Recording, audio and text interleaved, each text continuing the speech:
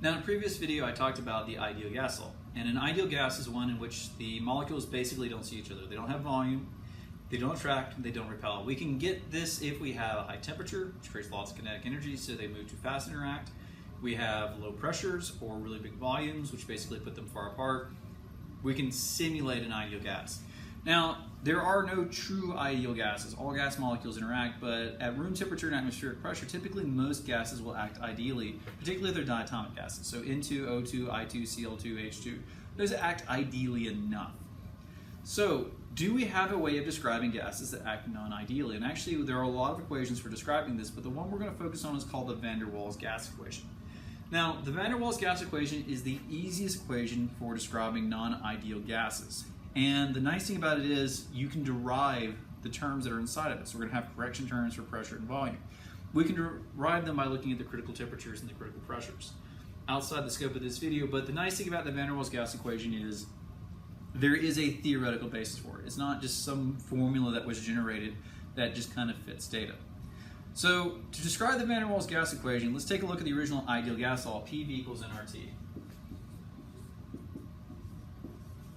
Now the Waals Gas Equation is not going to use volume like we're using here. We're going to divide the N out. So really we're going to work with this form, P V hat equals RT, where V hat is just volume over moles, and this is what's referred to as the molar volume. So this is the ideal gas law, PV hat equals RT. The Waals Gas Equation still has that RT on the right side, but what it says is that we need to correct both the pressure and the volume. So we've got our volume, and we've got our pressure. Now, how do non-ideal gases affect their volumes and pressures? Well, we're going to say the volume is corrected by the attractive forces.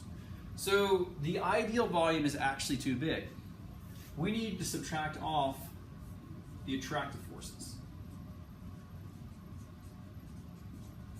So if our molecules are strongly attracting, this is going to reflect itself in terms of a smaller volume. How about the pressure? Well, if we got attraction, we need repulsion, right? So our repulsion terms are going to look like we're adding to the pressure. Now, the reason we have this 1 over volume squared term here is to reflect the fact that these repulsive forces are going to get stronger and stronger the closer the molecules are to each other. So as we start compressing the gases, they're going to start pushing off each other harder and harder, and this is going to result in an increased pressure.